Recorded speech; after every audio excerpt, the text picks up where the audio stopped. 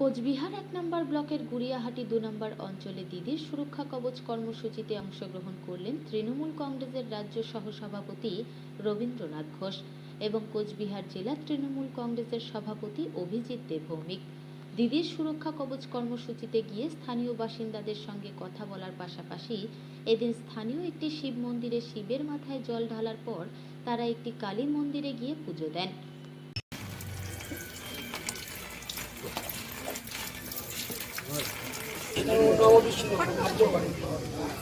नमो तद्विष्णु परमपद सदा पश्यन्ति सूराय दिवीव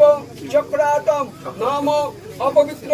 पवित्रवा सर्वावस्थां गतः विपा जस्मरे पुण्डरीकाक्ष सौभाग्य अर्पण नमो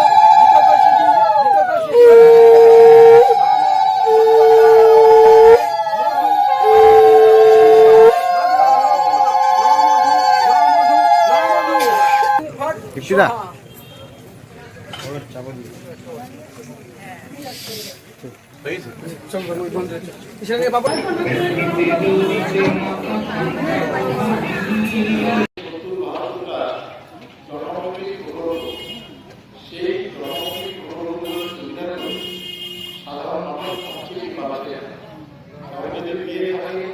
তারা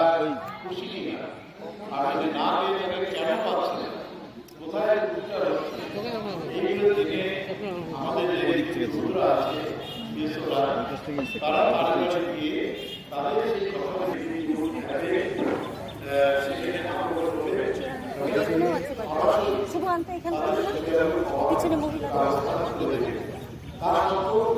আগামীকাল ১ তারিখ থেকে দুয়ারে সরকার এই কর্মসূচিতে সম্মেলন রয়েছে।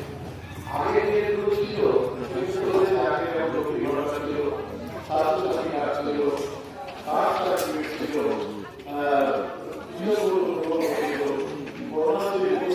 ছিল